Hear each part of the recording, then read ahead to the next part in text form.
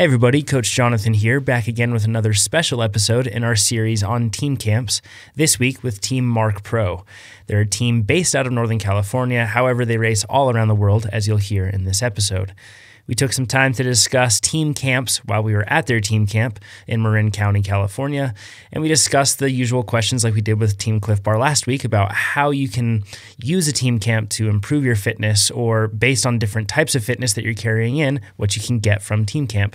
We also dug into tactics, especially into the roles that different riders have and how they decide who's going to carry the weight in races. We discussed the context of stage racing with them as well, which is a commonly requested topic, and we'll dig into that even more this week coming up with another episode where we'll actually have Dave Christiansen, who is a racer who races internationally at UCI Pro Races for Marc Pro, and he also happens to be our filmmaker here at TrainerRoad, but he has a ton of experience racing in stage races all around the world. So we're going to dig deep into that in the upcoming episode as well as this episode. So without further ado, we hope you enjoy this episode with Team Marc Pro. Welcome to the podcast that's dedicated to making you a faster cyclist, the Ask a Cycling Coach podcast presented by TrainerRoad. We're in a different location than normal. I'm sure you can probably hear that because we're in, almost like a small dance hall, I guess. And we are with the Marc Pro team. I'm with our CEO, Nate Pearson. Hello. And we are with a whole big group. We don't have enough microphones. We're with a big group of people from the Marc Pro team. We'll start, actually, we'll go clockwise. We'll start. Phil, returning guest to the podcast, director of Marc Pro Cycling. Phil, can you introduce yourself really quick? Yeah, hello, I'm Phil Mooney, and I am the team manager of Marc Pro Cycling. And if you watch The Chase on YouTube, he's the one that goes, "Bottles, guys, bottles." He's Justin's manager on that one. Yeah, I'm Justin's hype man, so that works too. Yeah. Next. I'm Jacob Albrecht. This is my third year on the team, and where are you from, and what type of racing do you specialize in? So I'm from Santa Cruz, California. I got my start in mountain bike racing, and now I'm more of a all-arounder, I guess. Cool. Yeah. Awesome. Very cool. I'm Tori Phillip. I'm from El Dorado Hills, California. This is my third year on the team, and I'd say probably an all-arounder as well. Like nothing I'm like really particularly good at, but nothing I'm like really suck at. You do climb a lot, though. I do climb quite a bit.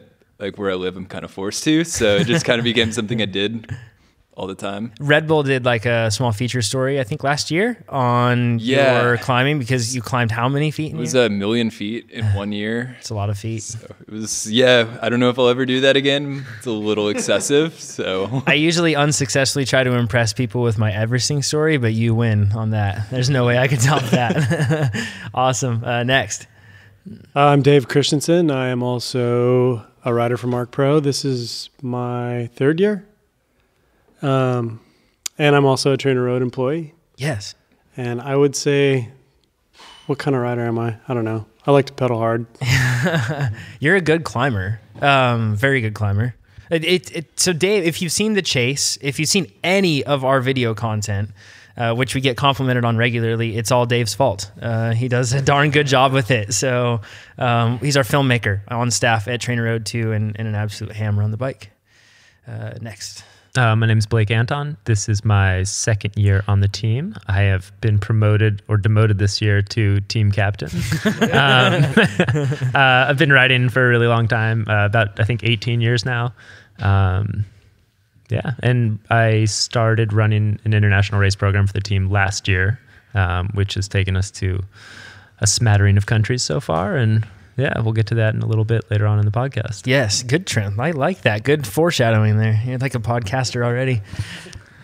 My name's Sam Boardman. This is my second year on the team, and this is going to be my fourth full season of racing. I'm originally from Washington, D.C., but I started racing bikes when I got to college at UCLA, and I was originally a runner, but then wanted to get off campus because I didn't have a car, and LA sucks if you don't have a car, so I want to be able to ride my bike around, and got on the team in October of 2016 after I had talked to Phil through my coach, and it's been a pretty amazing experience so far. So we were just at the Cliff Bar team camp, and it's like two different worlds that we're in, right? And Blake, I think you're on both teams, right? You're on Cliff Bar for how many years? Yeah, I actually rode for Cliff Bar for I think 6 years. Okay, so yesterday I walked in Cliff Bar within like 1 minute, 6 guys offer me a beer, right? And there's whiskey all around. I walked in here and there's literally a table with nothing but water and salad laid out. Everyone was, you guys are way like, you're physically smaller than them too. They are giant people. Like, really big dudes. Yeah, the tall, big dudes. Phil, as a director, their team camp was more around building like friendship and bonding. I don't think that's your goal. What is your goal for this team camp? I think there are always a lot of different goals that we have for our team camp. Certainly, team bonding is one of them. Although we tend to bond over, our guys have lots of very serious goals and aspirations. And so it's bonding over encouraging each other and helping each other along. You were talking about the atmosphere of camp. I was very proud this morning. The TrainerRoad guys brought us a bunch of donuts from Johnny's Donuts. I had no part in that. After Phil specifically said, "Do not bring donuts." And I was happy that they remained uneaten, except for the one that I ate. But other than that, they remained uneaten. But so we certainly do, I think, have a lot of team building and fun. And these guys, a lot of them will tell you, off the bike are very good and best friends around too. But they do have big goals, and this is the start of a big season for a lot of people. And this is racing bikes is their life, and so they're here to train hard. This podcast is about the different places in the season that these guys are coming from. We're about to go to a big UCI stage race in the Dominican Republic. Like they fly out on Tuesday or Wednesday, which it's Saturday night right now that we're talking to you. So there's some serious racing going on soon. Other ones are different parts in the season, but everyone here is very serious about their lifestyle as an athlete. Yeah, and when I walked in here too, like you had there's tables full of like your H24 and sponsor stuff. Everything was laid out, bottles galore. Right behind us, they're taking headshots of everyone on the team. We had a photo session. So what did they do today? Like first off, actually, how many days are you guys going to ride on this team camp? And then what did we do today, and why did we do it? So this is our short season beginning team camp. So it's going to be 3 days long. We'll then have a longer one as we get farther into the season. We have a week-long training camp that we do in Mammoth Lakes every year for some altitude training. So this is the first time to get together. Guys get a lot of new gear. Guys start riding with one another, see each other. They spend a lot of time on the road. Our team travels a lot, which you'll probably hear the guys talking about. So they know each other well and they spend a lot of time together. And the off season is the time where they don't see each other nearly as much. So these guys, the last race that most guys were together, they were at the Tour of Poyang Lake in China in September. So like they did, 2 super hard weeks of racing in China, and everyone was shattered, and that's the end of the season. And then we come, a few months later, they come back and everyone resets. Everyone's recovered. Just recovered. Everyone's been doing really hard training at home. We follow each other. We have a very active team communication over Slack that we do. So guys talk a lot, but this is the first time they see one another in person. My goal at team camp is this is a chance for me to evaluate where they're at with their fitness and for them to self-evaluate where they're at with their fitness. Speaking of that, one of the things that we did today, so on our ride was we had a 20-minute hill climb time trial, individual time trial. How do you, so you intentionally laid that out, correct? And then what do you plan to do with that type of data that you get from that? Sure, yeah. So today was a shorter ride. People were arriving this morning and we were getting all ready to go. So we rode 54 miles, I think the guys went, something like that. And we basically did a warm up and then we rolled down to a bottom of a 1,500 foot climb. That's like a 7% climb. Takes about in the ballpark of 20 minutes, I guess there's a pretty large range. Sam Boardman across the table from me went very, very fast up that. So it only took him 18 minutes. I don't know if that's cheating or not, but because it took me a lot longer. I did more suffering. So, but the idea for that is, for me, it gives me a sense of where guys are going. I also, and how well they're riding at this time of the year. And I am fully aware that people are at different points in their season. So we have this squad flying the Dominican Republic. These are the guys that I'm expecting to see. Some of them team leaders going for results, other ones going there to help their team leaders out and to build fitness. I also know we have guys that have been dealing with injuries that have goals later in the year who are coming to this much more slowly. And for those guys, I think a lot of these tests are much more self-assessment. It's great to get a base season, a baseline 20-minute test. I mean, you guys know all about testing because with TrainerRoad, you do that all the time, and you're able to set some FTPs, get your power numbers in a time that you're motivated. And there's nothing more motivated than when you have your 15 teammates also smashing up a hill right behind you. I want to people don't realize how fast you guys are. You guys are so fast. Boardman, I saw your results. So for those, how many, 18 minutes? What was your average power? So I think the time was 1806. I know the time. The time was 1806. And I think average power for that was 451 watts. And for people listening, I'm about 75.3 kilo right now as I weighed myself this morning. No one knows what that means. What's that in pounds? 75.3 kilo, right. I also have my Wahoo set to kilometers because I'm a European aficionado. That's probably about like 166 lbs. But yeah, today was super hard. It's also very humbling to know that, the KOM still stands from 2012 by Adrian Costa when he did that as a 15-year-old. So wow, Can we give him my experience? Then we can get like an average Joe, very not impressive thing. So I did it in 23 minutes, and I averaged 311 watts, and I'm weighing like 148 pounds. So, and that's I mean I'm not like an untrained cyclist or anything else. Yeah, you're not an average Joe. No. But compared to superhuman, compared to these guys, though, exactly right. So, I mean, you guys these are serious athletes training for like serious goals that we're dealing with here. Mm-hmm. So it's on a different level. So are you guys, you guys are going to race in a stage race. How many days is the stage race going to be? 5 this year? 6 this year. 6 days. And then we have 2 athletes that aren't actually training for the stage race, and they're in a different spot in their training too. So we'll get to that too. Back to the stage race though. Are you guys, is this like peak fitness for you guys? Are you doing a taper for this race, or is this just part of like a stepping stone in your season? I think this early, like obviously you've been training really hard for this. Like I've been, we've known about this for a while. So, and we've known the squad for a while, which is kind of rare. But these 6 guys, I'm sure, 6 of us, right, have all been training really hard. And I think today, like Phil said, that 20-minute effort is a good indicator of how you're going to go, because not much is going to change in your fitness in 4 or 5 days, right? So you're where you're at. So, but it's not necessarily like, would you say this is like where your peak is at? No, not at all. Yeah, absolutely not for me. I have a difficult time training into shape. I'm very good at racing into shape. And so I use this race as like 700 miles of motor pacing. Sounds pleasant. There are a couple things that I do going into the Dominican Republic that are a little different than other races. And mainly that deals with the heat and humidity.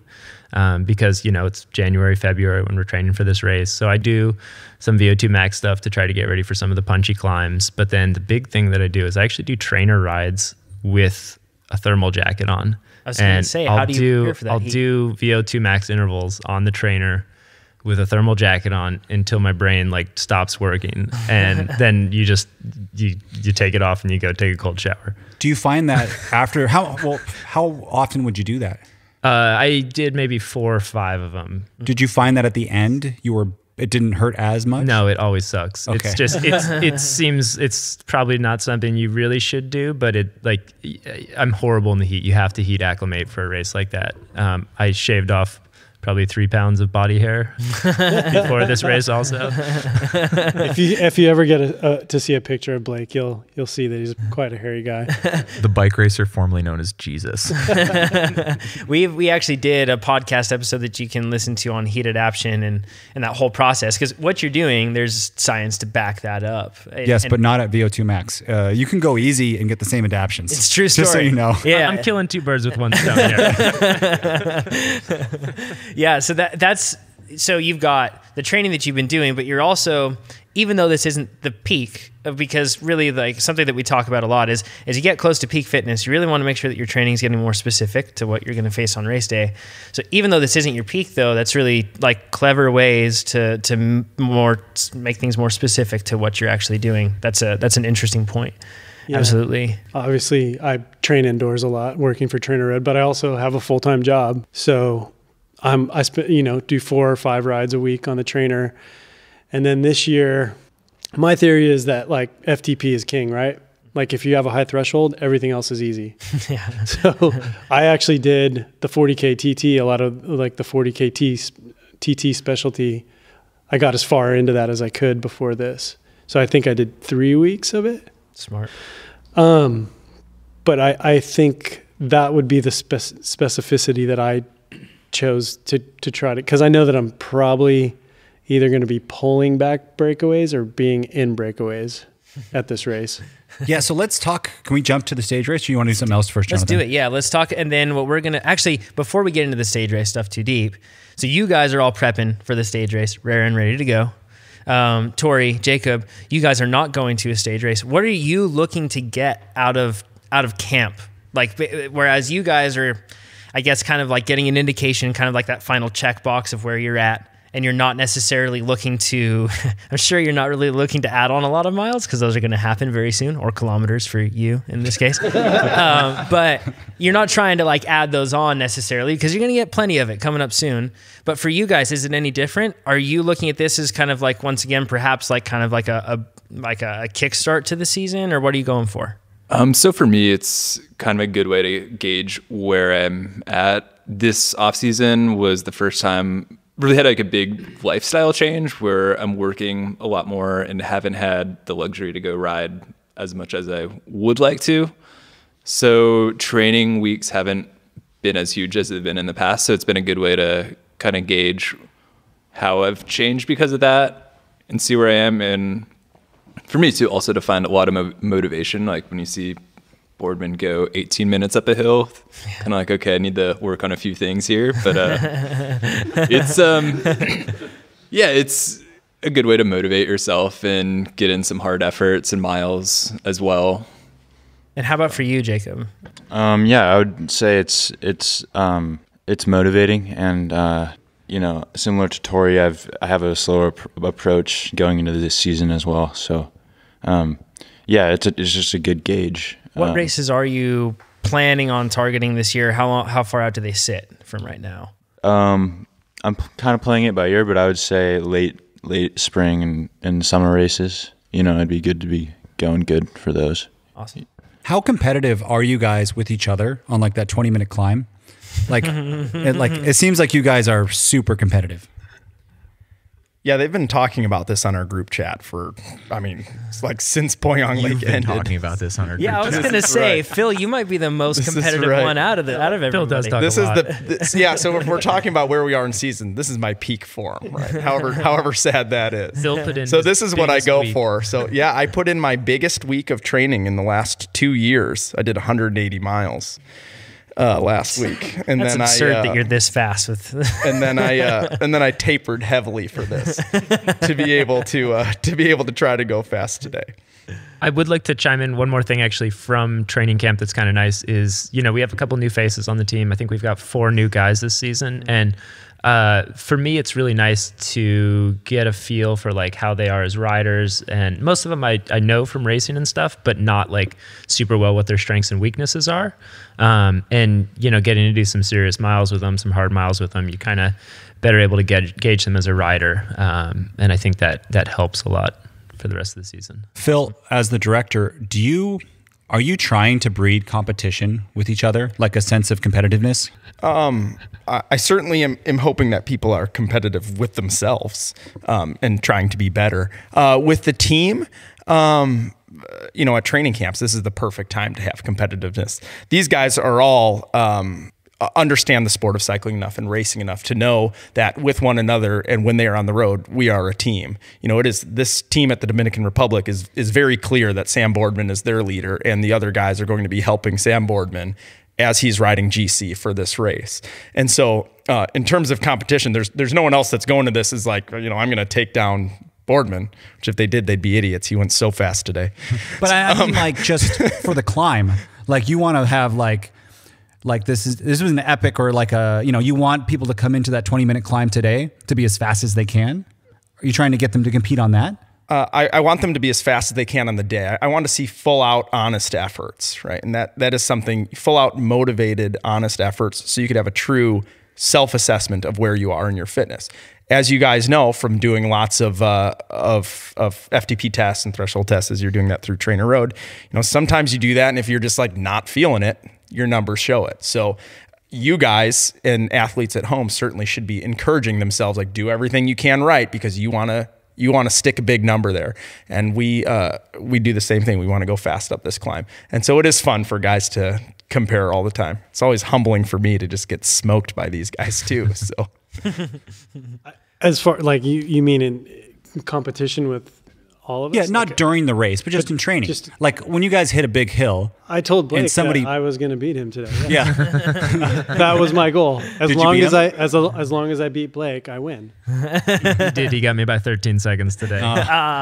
13 seconds sounds familiar, Nate, doesn't it? Jonathan beat me by 13 seconds. That's the closest I've ever been on to him. It's true. By minutes. I call him Fast Nate now. So yeah, just wait. Phil pulls up the Strava.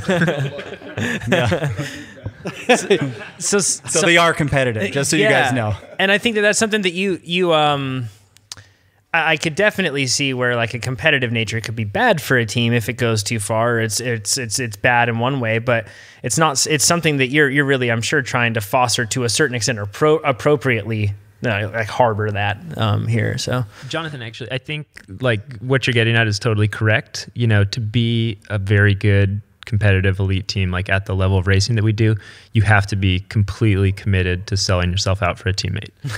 You can't, you can't all be going into a race with the expectation to win. That's a really good point. So let's segue. Let's go into the race. I'm telling you, he's a podcaster. It's great. Again, how many days is this race going to be? 6. 6 days. Team put their hands up. Team captain just signaled 6. That's good. And you guys are riding for Boardman. He's the guy who did 452 watts for 1806.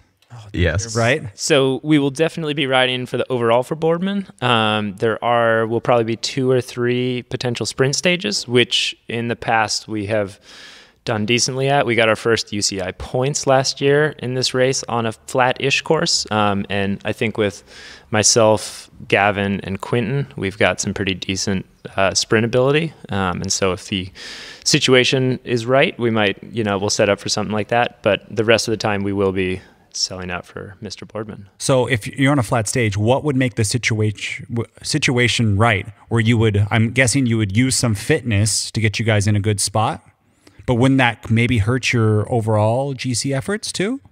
Well, it depends on how we approach the stage. I think I've never raced Dominican, so I'll be looking to Blake and Dave for advice on what the profiles are like, what the climbs are like, and also what the weather is going to be like. Apparently, the flatter days can be ravaged by crosswinds, and so for those flatter days where we may be oriented towards a sprint win, I'll just sit in the rear in an echelon, and hopefully we'll still be able to drill it and split the field if possible. But really, it's just going to be a matter of me just sitting and waiting for the sprint stage to come, and then I'll just drop back once the GC is safe within 3 kilometers to go, and I'm not worried about losing time on the sprint stage and just staying safe in the pack. But at the same time, like if there's a sprint stage and there's a chance where I can still help a teammate out without completely jeopardizing or jettisoning myself out the back, then I'll do it, because in some of those cases with a flat stage, it's really easy to recover if you can just get in the wheels. And so if I'm feeling okay, I'll be willing to help, say in the last couple bits of the race, last couple K, to just position a teammate, and then I can just go to the back and then sit and stay safe from the wind. Because we were able to do that in Poyang last year. Yeah, so you're actually not allowed to go sit at the back in these fields. Yeah. They're pretty terrifying. By sit at the back, I meant at the back of the train. But I think racing internationally last year in China really taught me that you got to be at the front just for safety's sake. But yeah, like last year at Tour of Poyang Lake in China, which is an 11-day stage race in the southeast area of the country, in some of the cases for some of the stages, I was still able to help out some of the teammates for the sprint stages and set them up while still maintaining a GC position. Because by doing, in some cases, what it meant was I would go off the front and attack, which in the last couple K of a race, I know that within myself, even if I do get caught, I'm not going to get dropped by the pack and lose time. But in that case, if I do actually like get a result in that case, or if I do, win the stage, I can gain time on the pack, and that's a benefit to me. But it also is a benefit to the teammate going for the sprint win, just because then they don't have to chase and they can have a lead out from some other team. That makes sense. Dave, did you want to say something? Yeah, I was just going to say that Blake and I and Nate Freed's going with us. We all and Quentin, we all have done this race before, and I think not even just the knowledge of like what the terrain is like or the roads or the hotels. They're not great, but it's also they race differently. Like the locals race a lot differently than in the U.S. and they race differently than they do in Asia. Sometimes you'll be up the road with guys and you will not. They do things that do not make sense. You have to be prepared for that because you might be putting a lot of energy into this breakaway. You're up the road, but it's not worth it because they're not racing like you're used to. So that's a good point, because I think people play poker and good poker players are like, someone new comes over like, what are you doing? And then but the bad person beats them, right? But like, that's not the rules. How can you do that? You bluffed with nothing. Dave, how is it different? How do they race down there than versus the U.S.? Yeah, what is different? So Blake and I have raced in Central America together, like what, four times? At least. And it's all pretty similar, but even country to country, it can be a little different. But you'll get in a situation where you're up the road with four guys and you're like, in the U.S., you're like, sweet, this is going to go. Either this is going to have legs and it's going to go, or if I feel like it's not, I'm going to sit up and just go back. But you'll feel like that's like it's going to go. The brake's going to stick, or you're going to be in the brake for a while. And then they'll start attacking the breakaway. Like immediately. And you're just like, what are you doing? Full on attacks. Like they're trying to get away from the brake, but you still have 100 miles to race. So that makes no sense. The same situation actually applies if you get dropped on a climb, which I do occasionally, and you're off the back with like 10 people, and they'll all just like sit on your wheel on the flats, and then as soon as you get to a climb, they just attack you, and you catch them on the downhill and the flat, and then they just sit on you, and it's like, guys, like we're 20 minutes off the back right now, like just rotate. We can work together. So do you guys think that that's like so stepping back really quick, that's something that we've identified as like a key thing that you should try to do, whatever race you're going into, is if you can know your actual competition, like know how they race, that's a huge advantage.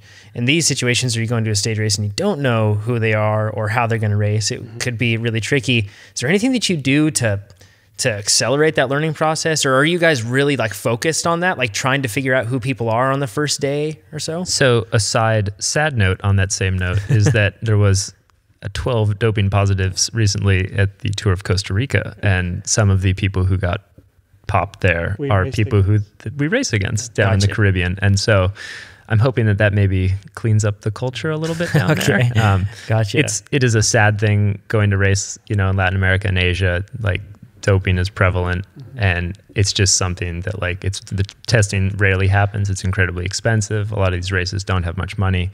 And, you just kind of have to go into the race knowing that okay, I'm probably not going to do so hot on the overall because this 190-pound sprinter can climb with Sam Boardman sort of thing. but at the same time, that doesn't discourage me personally, because the way I look at it is you got to race who turns up, and that's how it is. It doesn't matter. And to accelerate that learning process, like you were talking about. Yeah. We have 6 chances, right? There's 6 days. So hopefully the first day you kind of get a pecking order throughout the peloton. You'll know who the GC guys are, just the way everybody rides, the teams ride for each other. But you'll get a feeling, like if you've never done a race in this country or don't know the people, the first day you'll get a good idea. Do you guys know, I'm guessing it's the same course every year? No. No? Looking at have you guys planned, and do you know, like, this is going to be Sam's day, or this, we're going to attack here. We want to be, like, do you guys have plans already for each day, or is it going to change? How do So you come up with those? Yeah. So most of those will probably be kind of in my brain based on how the course is and stuff. And there's in the past, and so I've done it the past 2 years now. There's really like 3 critical stages, and they have duplicated a lot of them. Sometimes they change them up a little bit. Best news for us is that one of the stages from previous years has been taken out, which was a team time trial. Caribbean and Latin American races love to do team time trials because it puts any foreign team at like a 3-minute disadvantage from the first stage. Why is that? Because they know it's prohibitively expensive for foreign teams to travel with time trial bikes for 6 or 8 riders. And so you do a 20K triple T, and a lot of local teams get to have 8 riders instead of 6 riders. Make that thing 100K. Right? Yeah, exactly. So that's really good news for us. And then the 3 stages that are pretty big, one of them Dave was talking about earlier, it's just this brutal crosswind stage. Totally looks like, Belgian style racing, huge echelons for 40 or 50K. And then it finishes with a 1,500 foot climb. And staying in that front echelon is huge. Last year, we were ready for it, and I think we got 2 guys in the front split, and then I think 4 of us were in the second split, which was pretty solid. And then there was also one stage with a 3,000 foot climb. Yeah. So that'll be that's a pretty brutal one. So do you guys? So this is from your past experience. You can definitely rely on that. When you went in the first year or even this year, do you look at course maps or do you analyze them that way, or how do you actually analyze the course? Yeah, so Nate's actually pretty clutch about that. So information for these races is very limited, and it's really unusual for US stuff to not have any course maps or information and stuff. And so you have to kind of go outside your comfort zone, and they'll tell you this race is 180 kilometers and it goes through these 4 cities. Wow. And that's about it. And so you kind of have to figure it out, extrapolate what the course is going to be, maybe based on previous years, based on, Strava information, stuff like that. And so Nate in the past has done a really good job about, mapping out potential ride routes and basing it off that. Occasionally we will get more information. Fingers crossed. That's not me too. Nate's on their team.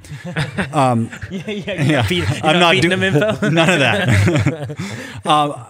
After each stage, do you guys I want to call them in the business world a postmortem, but do you guys talk about you sit down and say, this went well, we can improve on this, what can we change? And then tomorrow, based on, what happened today, what we should do the next day? Yeah, absolutely. Yeah, there's sometimes long transfers.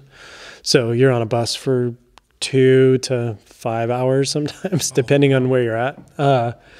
Yeah, and there's a lot of talk. I mean, I've never really been in a team where it was ever counterproductive, but it's always productive and kind of good criticism of we did this wrong, we need to change this tomorrow.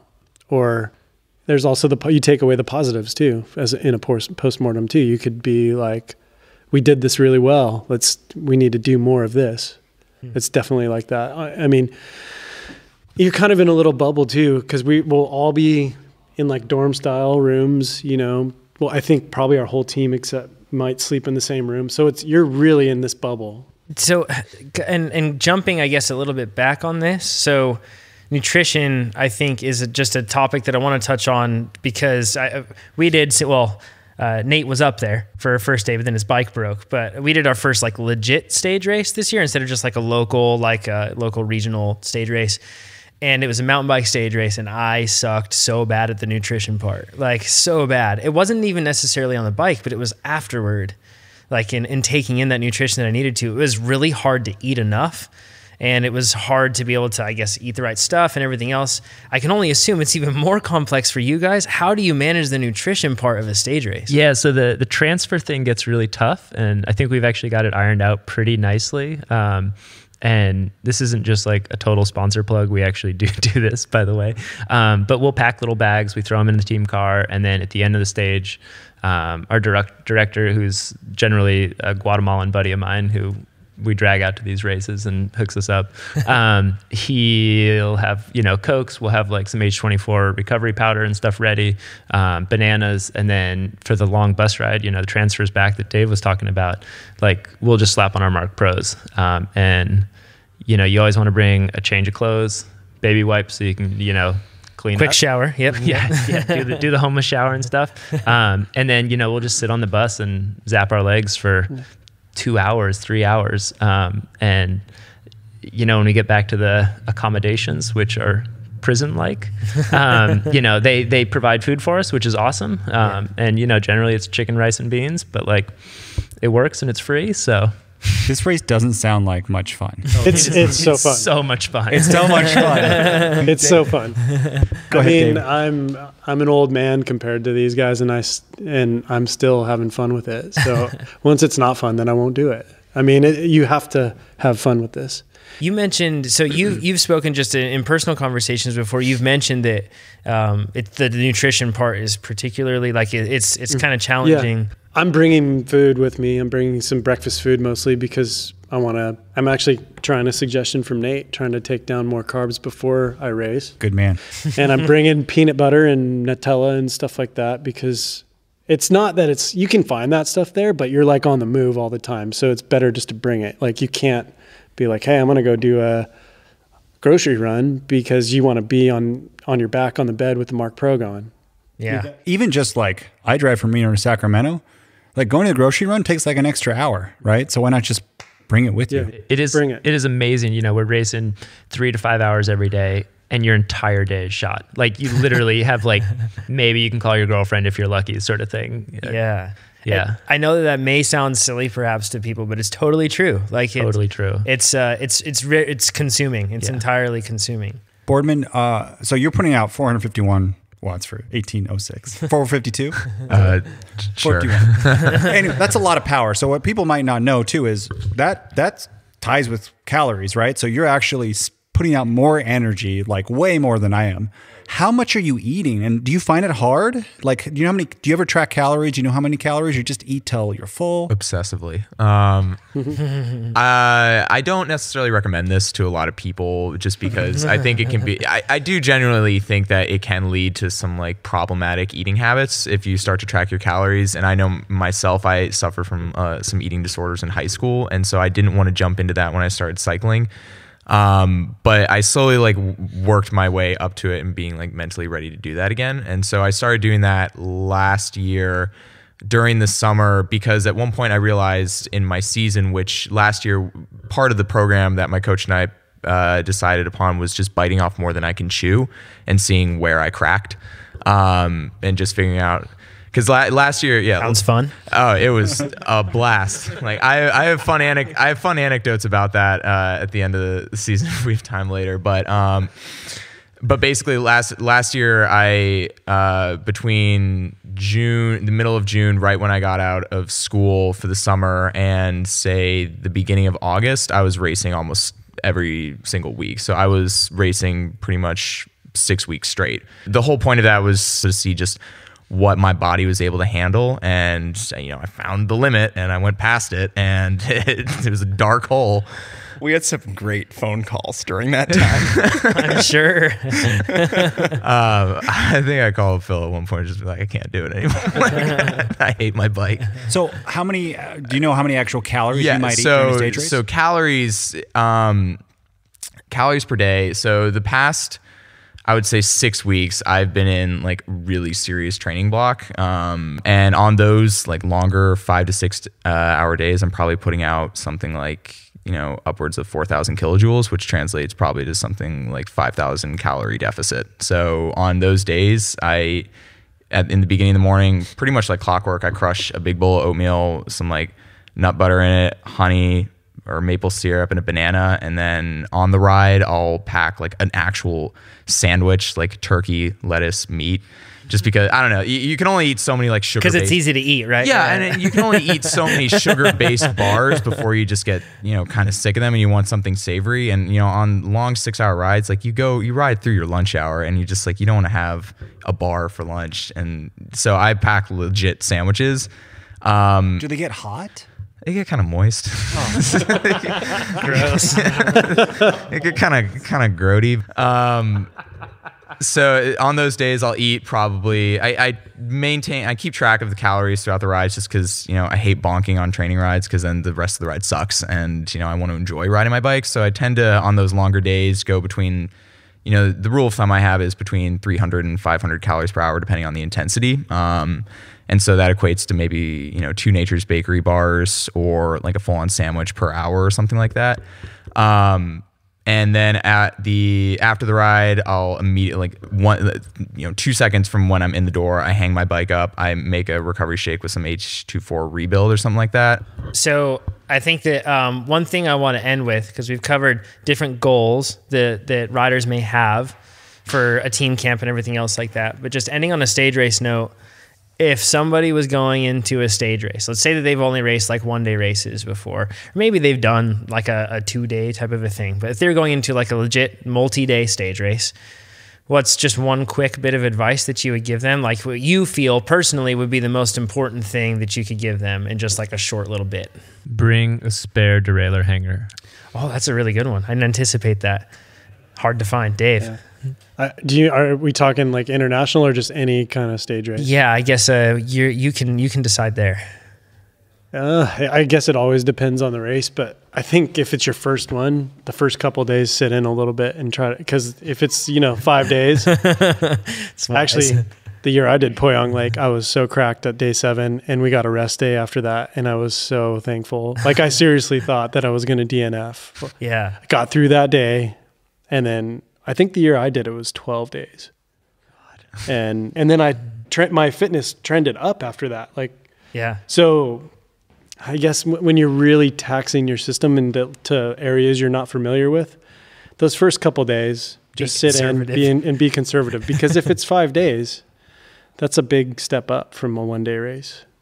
If we are talking about international stage racing, one more thing is to just you have to have an open mind going into these races and chill out. A lot of bike racers are super high strung and have incredibly strict regimens that they have to follow. Dude, you don't know triathletes. They're a whole nother level. Triathletes chill out at your Ironman. Well, so we had Justin Rossi on our team, and I always wanted him to come do one of these races because I was like, he would just smash these guys in the flats and stuff. And everybody was like, Rossi could not deal with it. And, it's just a lot of these places, they start the race 45 minutes or an hour late, and you look at them and you're like, what's up? And they're just like, it's island time. And all right, whatever, just go with the flow. And so you just you have to kind of just be ready for anything and just kind of take a breath and take a step back a lot of the time. Awesome. Dave. I just wanted to comment on the volume that Boardman rides is not, a lot of people can't do that. Yeah. So I'm for a different perspective, I'm going into this with probably 12 hours a week average. Mm-hmm. That's about what I can do with work and everything. And I think because I've been pedaling my bike for a long time, I just have a pretty decent base already.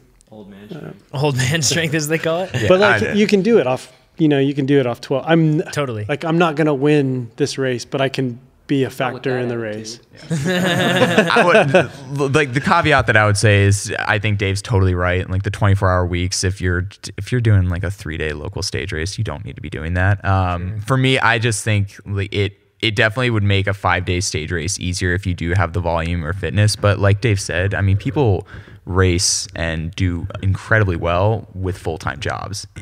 I definitely think that off of a 10 to 12 to 15 hour week, you can make it work completely. Totally. And it's TrainerRoad offers plenty of programs. I know Dave works a lot with the TrainerRoad programs, which can concentrate the 6-hour days that I do into something like 2 hours, and that just can accommodate the working person way more. Yeah. Thank you. Good plug. Good plug. Why I'm here. Tori, what tips would you give somebody if they're going into their first stage race? For me, I think a big thing. So cyclists are notorious to overanalyze everything. So instead of looking, we know that well. Yeah. So instead of looking you get to stage 1 and you're thinking about stage 4, you got to take it day by day. And it goes the same way with if stage 1 isn't so good, stage 2 isn't so good either.